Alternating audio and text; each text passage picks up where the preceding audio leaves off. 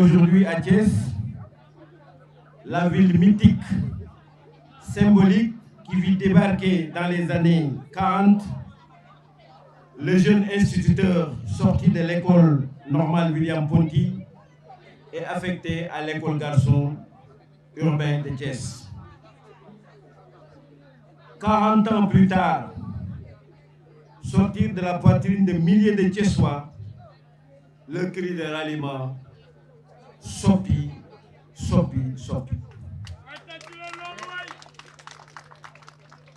Nous étions en 1988, en février, à la tête d'une armée de jeunes avides de changement. Un certain Abdoulaye Wade,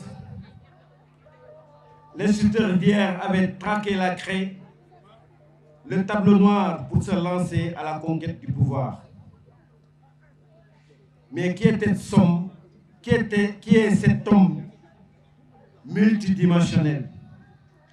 que le destin prédestiné à l'enseignement élémentaire, mais qui est cet homme que le destin prédestiné à l'enseignement élémentaire et qui, par un déterminisme divin, fut doyen du département de droit à l'université de Dakar. Mathématicien les plus en vue et qu'il est mis au service de l'analyse économique. Économiste qui a su éviter l'endettement excessif de son pays et a su le maintenir au plus bas niveau des critères de convergence de l'UEMOA. Homme de culture qui a pu conceptualiser la renaissance africaine à travers une statue de défenseur des droits de l'homme et de la justice. Il porta sa robe pour défendre Mohamedou Dia.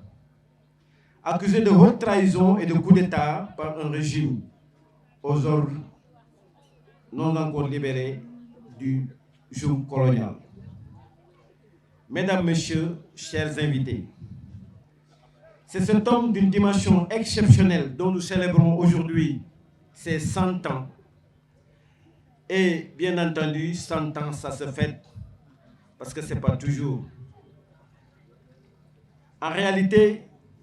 il ne s'agit pas de célébrer la vie d'un homme qui a vécu un siècle, mais plutôt de célébrer la vie d'un homme qui s'est sacrifié pour libérer un peuple de la tyrannie, de l'ignorance pour l'ouvrir à la modernité et le protéger sur le chemin de la croissance et du développement. Nous avons vu les aéroports modernes,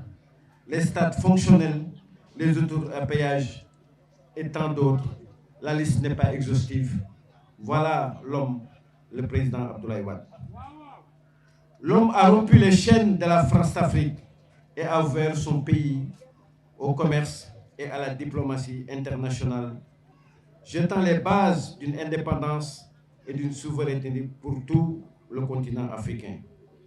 Il est au même titre que Kwame Nkrumah, le père du panafricanisme. Mesdames, Messieurs, c'est cet homme exceptionnel et multidimensionnel qu'aujourd'hui la Fédération urbaine de Thiès, toutes réunies, sont en train de célébrer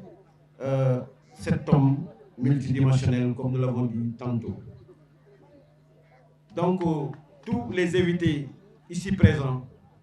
la Fédération urbaine de Thiès du Parti démocratique sénégalais, en mon nom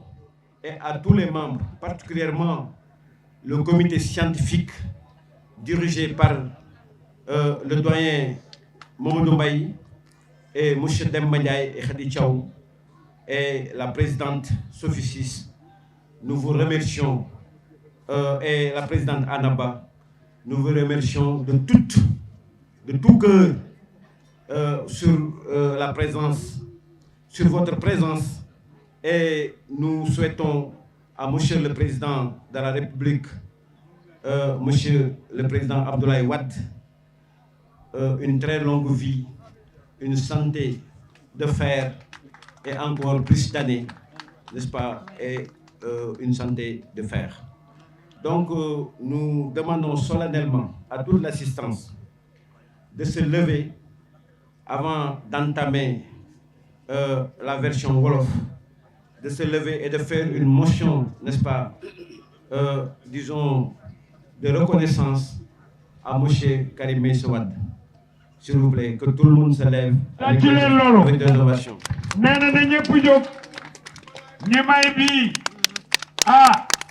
Le futur ministre Abdou Karim Meïssa Wade mi nga xam ne moom it mooy candidat au PDS di sunu jàmbaar ji yàlla indi ko ci Sénégal yàlla na ko yàlla def ci barke Seexul Xadim. maa ngi yëkkati ay kàddu nuyoo yu jógee ci seen mbokk seen frère seen compagnon de lutte seen wëllëre doomu président Abdoulaye Wade grand frère u président Karim Wade di le président Idrissa Seck. ñoo koy fay bu baax. président Idrissa Seck moo ma jox ndigal ni ma naa defar délégation bu am solo ma ñëw teewal ko fii ci cérémonie sargal ak commémoration centenaire suñu maam suñu wayjur suñu modèle suñu référence suñu mentor le président Abdoulaye Wade. waaye tàcc leen loolu waay. nga xam ni moom ci boppam suñu sœur wax na ko sànq le chargé de la communication defal na ko boppam muy d'abord texte bu mu rendre public rendre ci hommage son mentor son père le président Abdoulaye Wade mais également présence am ci cérémonie officielle bi nga xam ni État Sénégal et la République et le PDS organisé nañ ko le jeudi 4 juin pour rendre hommage au président Abdoulaye Wade nga xam ni ñun ñoo ci àndoon. beneen bi mooy présence am ci journée scientifique yi ndax kuy wax président Abdoulaye Wade da ngay wax xam-xam ndax biñ nekkee xale on avait l'habitude ñu naan ñu c'était l'homme le plus diplômé de Dakar au Cap nga xam ni xam-xamam macha allah jéggi na dayoo kon defe naa ni présence su président Idrissa Seck ci cérémonie yooyu day wane rek li nga xam ni moom la amal président Abdoulaye Wade muy njukkal ndax président Idrissa Seck fu mu toll tey lu mu am yàlla ak président Abdoulaye Wade la kon présence am ci activité yooyu lu jaadu la wante nag damay sant di gërëm suñu mag suñu responsable suñu leader en tant que secrétaire général de la fédération urbaine PDS de Thiès notre grand frère Mor Diouf. Monsieur le secrétaire général maa ngi lay nuyu di la ziar di la gërëm bu baax a baax ci hommage bi nga def pour may occasion Thiessois yi ñu rappelé wu li nga xam ni mooy le président Abdoulaye Wade ci centenaire bi nga xam ni ñun ñëpp mën naa ni fierté Sénégal la ak fierté Afrique kon kuy doomu président Abdoulaye Wade kuy sëtam kuy njabootam kuy sénégalais war na ñëw joindre au PDS pour célébrer ce monument donc de la politique africaine muy le président Abdoulaye Wade kon président Idrissa mu ngi leen di jaajëfal di wax ni lii ngeen def ci Thiès mën naa ni moom ngeen ko defal ndax yàlla dogal na président Abdoulaye Wade dafa doon wax ni su amee xarit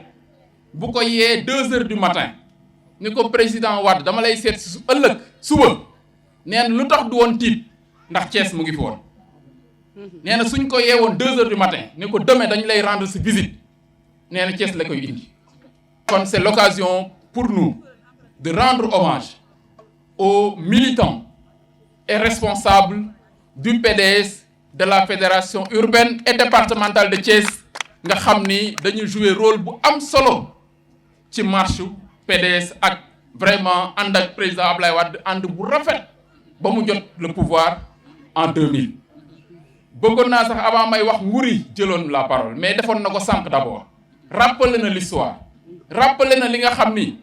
Thiès amoon na ko comme taxawaay depuis naturellement suñu wayjur suñu baay feu Boubacar Sall le lion du Kayor nga xam ni PDS su egsee fii tey ci Thiès yàlla ak moom la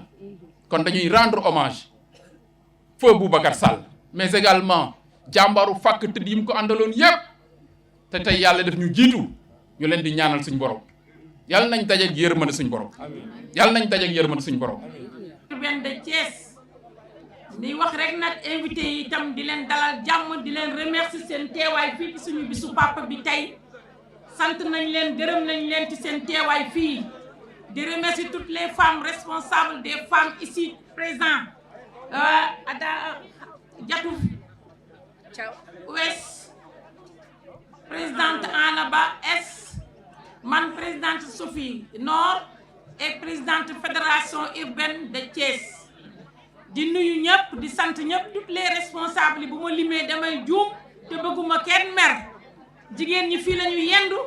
te ñëpp xam nañ ne jamono neexul jigéen ñi fii la ñu yendu ba ngoon ñenn ñi dem nañu régler ji kër ya dañoo xaw a guddee di sant ñëpp sama présidente honorable nationale et internationale bi teew fi tey di ñu sargal honorable Fat Sow ñu ngi koy gërëm di ko sant ci teewaayam ànd ak Aïda Sakho jóge ba Dakar ànd ak délégation bu rëy ak suñu ma sœur Souka yor organisation bi yor communication defal ko ba mu rafet di gërëm Khady Camara présidente nationale sportive du Sénégal di gërëm nag sama njaago bu ñaawul bii di Ndey Penda Njaay mobilisé bu rëy njaago yépp teew njaago mbuurkat yépp ñëw jeunes yeeg femmes yépp ñëw waaw def mobilisation bu rëy di remercier ñoom Anta seen mobilisation ñoom Jaw Caam di mobiliser tous les responsables bu ma ko continuer damay jum te bëgguma kenn mer waaw maa ngi féliciter sama secrétaire général Mor Diouf ci idée bi ci defar gu rafet gi ci sagal jigéen ñëpp sagal responsable yi mënul woon dem Dakar mu def fii tey ji bis bi jël moyenam def ci sagal ñëpp sagal fédération urbaine de Thiès tey bëgg jigéen ñëpp bëgg ñu fasciné rek nag ànd ak moom. maa ngi wax nag ci turu union des jeunesses travaillistes et libérales di UJTL di bànqaasu ndawu parti bi ànd ak nag samay frères ak samay sœurs au bureau exécutif national teewlu répondre à l'invitation de notre sœur Soxna Anta Mbodj di secrétaire général au CLF bu Thiès. Donc délégation yi muy composé de mon frère Daouda Traoré au CLF bu Thiaroye, de ma sœur Ara Bodian de Keur Massar,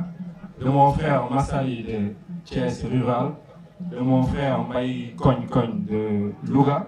de ma sœur Fatima Ba pour Keur Massar, de ma sœur Awa Badiane pour Grand Dakar, de mon frère Bamba Issa de Tivaouane. Donc ñooñu ñoo composé délégation ñu am mbégte bu rëy nag ñëw uyu ci invitation bi parce que Thiès c'est une ville symbolique, c'est une ville historique dans la longue marche du Parti démocratique sénégalais. mu am ay figures majeures yoo xamante ne seen touche dafa indélébile dans leur compagnonnage avec le président Wade. Président Wade, s'il a réussi beaucoup de prouesses, c'est parce qu'il a eu à ses côtés le feu Boubacar Sall et le président Idrissa Seck. Donc Thiès mënuñu bañ a ñëw wuyu si waa Thiès suñuy sargal le président Abdoulaye Wade. Le président Abdoulaye Wade, pour bañ a guddal, il représente énormément pour la jeunesse. Il a fait énormément pour la jeunesse. Responsabiliser na ndaw yi defal na ndaw yi ay ouverture yoo xamante ne aujourd'hui gis nañ ko ci population sénégalaise. ah mon petit frère mon grand frère parce que day wax moo mag man maa ko mag muy le secrétaire général Mor Diouf l'homme que j'adore yàlla moo ñu boole yàlla xam na ni ba ñu nekkee PDS ba nëgë ni mosuñu jooyloo muy en compagnon avec un homme boo xam ni dama doon nekkoon le meilleur enseignant du Sénégal muy Demba Ndiaye ndax li ko Sénégal may ak li ko Sénégal jox ak li ñu jox Sénégal kenn du ko contesté l'année passée moo nekk le meilleur enseignant kon dañ ko ciy félicité di ko ci encouragé mais nag ñoom ñaar ñu may ma wax ak sama frère le ministre Diatara c'est mon petit frère que j'adore sama frère la sama rakk la sama dëkkandoo la kilifaam sama papa la kenn du ko contesté muy nit koo xam ne ku yaru ku discipliné koo xam ne ci politique kenn mu ko wax lu ma def parce que nag c'est un subordonné de l'homme boo xam ne bii kenn mu ko contesté muy président Idrissa Seck li am bëkk démb nag li ko indi mooy damaa déglu une interview ak un discours ñëpp xam ni discours président Diomaye Diakhar Faye bi ak interview le président Idrissa Seck sa colère dañu ànd ci wax ci jub te ànd lépp moo tax ñiy wax ñëpp dañu dem lire discours président Idrissa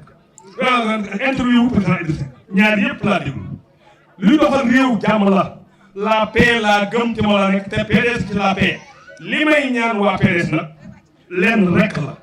nañuy àndandoo di jógandoo di dalandoo parce que ñun ñu ngi gis taawee problème ñun PDS moo nekk suñu kër ak ñu maanaam kenn mënuloo génne ci Abdoulaye Wade qui peut faire sortir du PDS mais pas Abdoulaye Wade Abdoulaye Wade c'est notre image mon image fait ma beauté aujourd'hui leer nañ ni Abdoulaye Wade c'est notre image celui qui fait une bonne image c'est Abdoulaye Wade kon tey muy le ministre Diattara wax na ko léegi le premier ministre Idrissa Seck wax na ko pour démb président Diomaye Faye wax na ko mais damay wax ni bu leen di fer mere Diomaye Faye ndax xaritam grand frère na parce que kër day am ñu ay wax ay ma Samba am ak ma Demba ñëpp xam na ni grand frère wu Macky kii comment ça s'appelle Diomaye Faye bi rëg-rëg Bodian la ñëpp xam wax jee bari te man xam naa c'est un homme de cœur xol bi dara nekku ci mais waxam moo bari te sénégalais wax moo gën a gën ñaaw jëf kon bu leen mere Diomaye Faye ci comportement am ci misérabilité am ak ci valeur de place am li ma gëm c'est un homme de paix ku xam réew mi la te may sant di féliciter l'infatigable secrétaire général Mor Diouf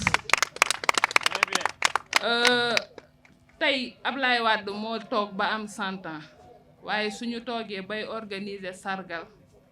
fii moom am na ci part de responsabilité te moyen wam lay demee ñëpp dinañ ci jàpp waaye nag ñeme na ko torop damay wax ci turu fédération urbaine bu Thiès en tant que secrétaire général du CLF ndax dëgg yàlla moo ko moom ñi ngi koy sant di ko gërëm di ko ñaanal jàmm ak salaam lu mu mën ren bu déwénee yàlla na mën lu ko ëpp. mes sœurs Souka Seck ci travail bi mu nekk di ko def nii à l'information mi ngi koy doxal normalement rafet na loolu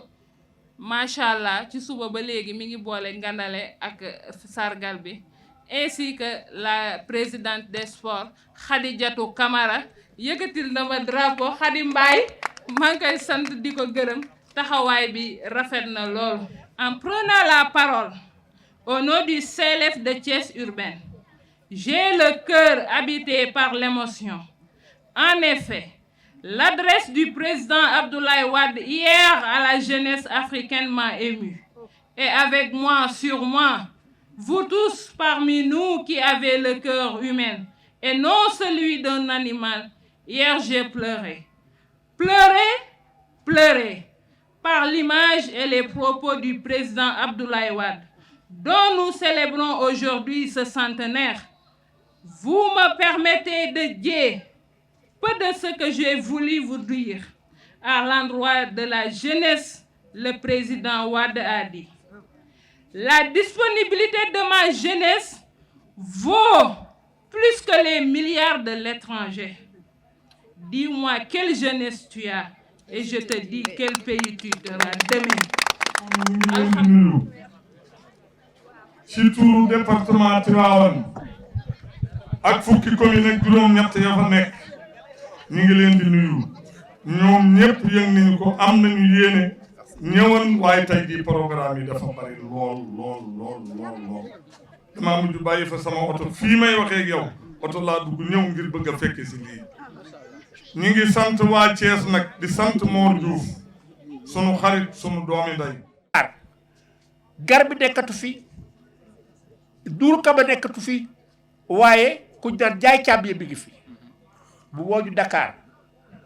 di ñu Ablaye Wade sama baay la génne xaalis teg ba xam ne da koy joxe mais booba tax man dencal naa ko dara dama agsi rek bu wax a wax commencé discuter ba ne ko bàyyi naa mais xaw ma woon ni Idrissa Seck avait raison sur moi parce que barki ne fa dama bind lu am importance yow jaay jaag ñu bari dégguñu jaag waaye man dégg naa ko parce que fekkee naa Idrissa Seck man gar bi ak moom ba fekk moom ma dugg ci loo xam ni dama cee dugg ba pare le lendemain ma bind les 7 recommandations de Idrissa Seck mosul xam ko bind man bii maa ko bind neel Idrissa Seck maa jàkkaarloo na moom policiers yi gendarme yi ñëw jàkkaarloo ñoom di les 7 recommandations de Idrissa Seck bu kenn jàkkaarloo te Ablaye Wade di wax ak moom wala nga koy wax lu ñaaw loolu la may Idrissa Seck apprendre ci jaar su fekkee ne doomu aadama du xalaat xelam di dox ba dul jiite Ablaye ak Idrissa Seck Ablaye baayam la mooy jaar Mor Diouf yow dinaa la gërëm man kenn du ma jënd ci alal wala ci kaneen góor rek damay jënde damay neex ma ànd ak yow 1 million presque ñu manifestation bi yegg na fi ba ne ko Mor bu ne ma naam ba ne ko nañu def ñu jàppale ñu bu ne ma Ablaye Wade du ma ko séddoo kenn ba ne ko man de àll traité laa xam naa sama poste disul bu génne 600 000 teg ba gërëmaat nag waa suñu militants yi. parce que am na lu am solo lu ma wax loolu nag laay ñëw fii ci fédération bu Thiès bi pour le dire il faut que unité am au niveau de Thiès ñun cadres yi mënuñu ñëw jël kaddu loolu moo taxoon tey ji maag Lamine depuis avant ak loolu yëpp ñu ngi waxtaan ak responsable Thiès yi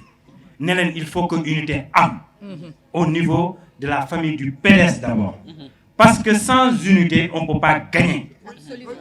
te loolu nag waxtaan nañ ci ak Mor waxtaan nañ ci ak El Blé ñu am disponibilité bu baax dégluñu ci loolu te nee nañu bu luy weesoo ñoom dinañu dem ci direction boobu mooy discuter te loolu nag ma ci remercier waale Mor avec cette grande manifestation qu'il a organisée ak ñu ci ànd ñu mu àndal tamit nañ ko woyofal mbir mi parce que njiit bu mbiram jafee rek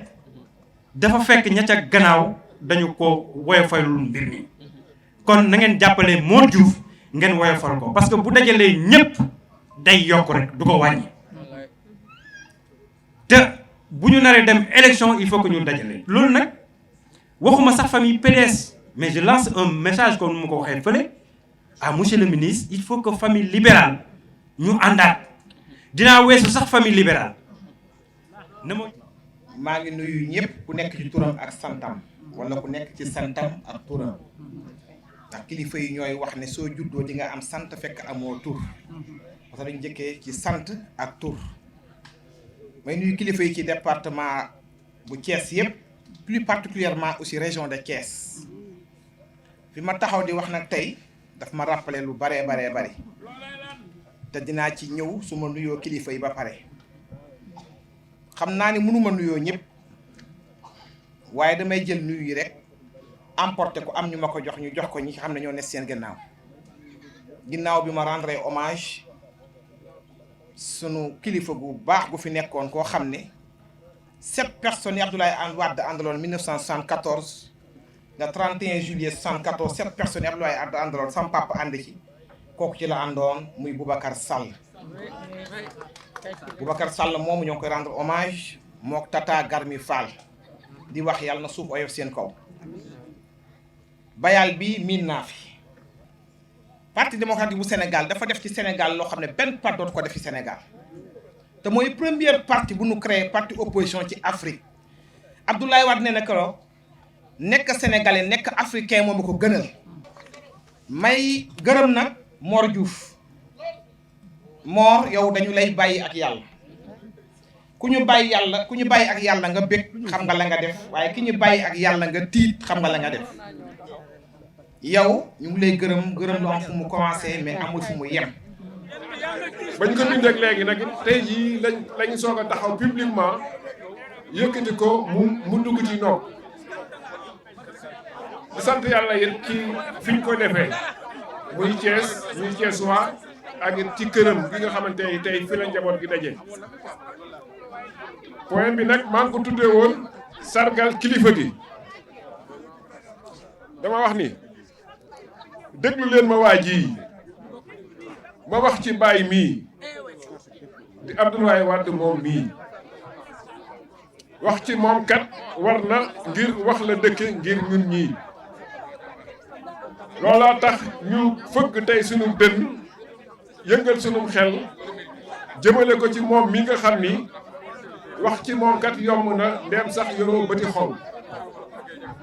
ngir jëfam ji dañu dàng ni jantam jolloom looy gën di dox muy gën di leer tekk leen déggu may te déglu ndëgg yi ma ni bàyyi laay di àll woo ju fees dell ak i araf macha allah te teewu ko woyof ba ni tooy yaatu ba ni yàng saf xorom ba ni sap siisul soxorul te soriwul seetul kii seetul kaa te seetul kële. ñi ngi rafetlu ñi fi teew ñëpp muy waa administration di kilifa diine ak kilifa aada yi waaye di ñi nga xam ne ñoo daan ànd ak le président Abdoulaye Wade ñu ngi leen ciy sant bu baax di leen gërëm ak militants yi nga xam ne ñoo fi nekk yëpp. tey nag fii lañ fi tase fii ci permanence su Boubacar Sall muy permanence bi nga xam ne président Abdoulaye Wade moo ko jënd may ko waa PDS bu Thiès militants yi ak militantes yi pour ñu di fi tase te ñu dippee ko gaynde Kayoor muy leen lion du Kayoor di rahmatullah Serigne Boubacar Sall ñu tase fi tey ngir maanaam feetal téeméeri at yu suñu waajur di suñu kilifa le président Abdoulaye Wade. tàcc leen loolu waay. loolu nag bi mu amee tey wax dëgg yàlla fédération urbaine bu Thiès bu parti démocratique sénégalais biñ ci waxtaanee ñi nga xam ne ñooy comité scientifique bi ak militants yëpp ak militantes yi ñu jàpp bis muy le 13 ñu ne kat comme amoon nañ ndigal ci la direction du parti pour ñoom ñu feetal téeméeri président Abdoulaye Wade suñ ko defee ba pare nag benn fédération bu nekk man nga maanaam feetel fi nga xamante ni mooy téeméeri at yi nga dem sa dëkk nga def ko foofu loolu tey moo tax maanaam ñu daje fi bi ñu fi daje nag wax dëgg yàlla waxtaan nañ fi waxtaan yu rafet gis nañu ko yong nañu engagement bi gis nañu militants yi ñoom ñëpp ñëw nañu ci anam gu rafet ñëw nañ ci yéene ñëw nañ ci maanaam engagement ñëw nañ aussi ci détermination pour maanaam lii nga xam ne mooy le parti démocratique sénégalais ñu jàpp ko anam ngi mu gën a rafetee pour que 2019 ñu jël suñu candidat le président Karim Meïssa Wade jox ko réew mi pour mu toppatoo Sénégal. tàcc leen loolu 2029. léegi nag dañuy profité am ñoo xamante ni dañ leen simple ñu sant leen bu baax a baax ci organisation bi ñoo ñooy ñan. dañu koy tàmbalee ci ñi nga xamante ni mooy famille ñoom la ñuy dajale ñu sant leen ci njiital Sophie Sagar Ciss ñu ngi leen di sant bu baax a baax a baax ci seen taxawaay. gis nañu wax dëgg yàlla bi ñu waxee hôtesse yi ak nuróole yi ñoom ñëpp taxaw nañ ci taxaw bu rafet. di gërëm également ñi nga xamante ni mooy UJTL muy la jeunesse. tàcc leen loolu UJTL. ñu gërëm leen ci njiital Soxna Anta Mbodj. gis nañu tey waa Dakar ñoom ñëpp ñëw nañu mooy bureau national benn bi ñoom ñëpp ñëw nañu yaakaar naa ne bi ñu xëyee dañoo julli suba rek xanaa ñëw parce que fii la ñu ndekkee fi lañ defee aussi yëfi fayen yooyu ñu def midi. kon ñi ngi leen di sant vraiment di leen gërëm di leen vraiment di chapeau bas seen taxawaay rafet na ñëpp kontaan nañu. et également ñi ngi sant bu baax nag ñi nga xamante ne nii ñoo ànd liggéey bi parce que su tolloo fii wax dëgg yàlla du benn nit rek moo ko def ñi nga xamante ne ñooy xol bi ñooy bopp bi ñooy yor xalaat yi xam nañ ko muy le président Demba Ndiaye da ko ñëpp tàcc. waaye tàcc leen loolu ci Demba Ndiaye seetal buri Ndiaye bi. nit ku baax la nit ku généreux la nit koo xamante ni dara ñoru ko dul le président Abdoulaye Wade ak parti démocratique sénégalais. mu ànd ko nag ak Mamadou Mbaye ak maanaam suñu présidente jigéen yu baax yépp di ci profité également di sant soxna Khady Camara mi nga xam ne moo yore sport président des sportifs national di sant aussi Saliou Diop di président des mécaniciens du Sénégal. donc gis ngeen ne Thiès wax dëgg yàlla am na solo lool ci kii bi ci dispositif parti démocratique sénégalais. ñu sant aussi Souka Seck Soukayna ci tàcc leen loolu rafet bi mu def wax dëgg yàlla moom itam ñu ngi koy sant bu baax. di sant nag vraiment mboolem ñi nga xamante ni ñoo nekk ci parti démocratique sénégalais parce que suñ ko doon waaw dinañ sant également madame Sagna ci délégation bi mu ñëw nii andi ko sant Anta Sène sant Thiam Mamadou Thiam Ndoye ñoom ñëpp c'est des ASD de tout. waaw léegi nag ñu ngi leen di sant bu baax a baax ngeen may ma nag ma sant vraiment suñu invité yi nga xam ne dañoo bàyyi seen itte yépp ñëw fi ñëw sagal ñu. te wax dëgg yàlla kenn ku ne xam na ne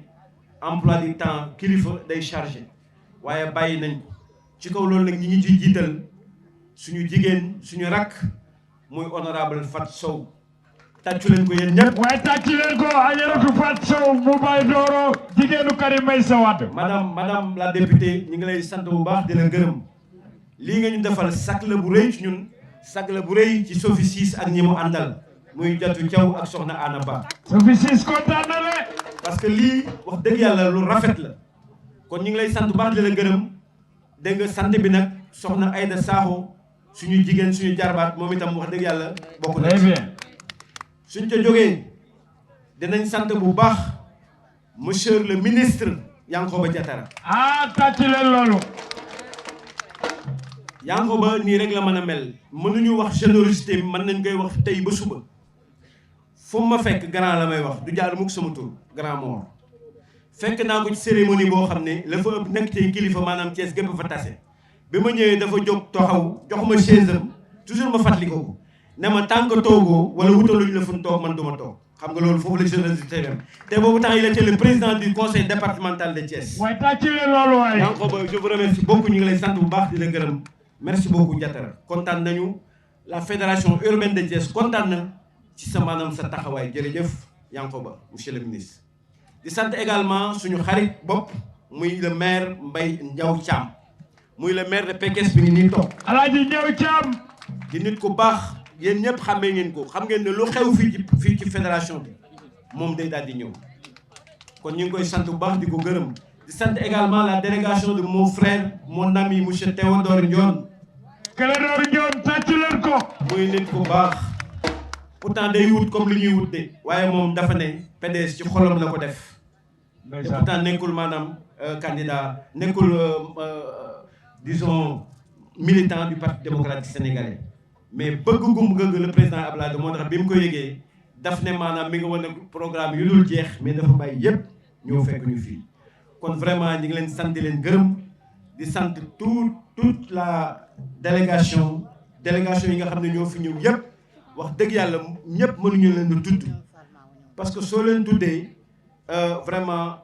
militants yi ñun xamante ne ñun ñoo accueillir kuñ ci tudd itam xamal ne maanaam temps bi moo xat waaye ñun xamante nañ suñu biir ñun ñi ngi liggéey ñun ñëpp kenn ku ci nekk xam nañ li nga xamante ni moom ngay jariñ cette fédération urbaine. danañ sant aussi la délégation de Diomaye président loolu aussi dañuy profité di sant monsieur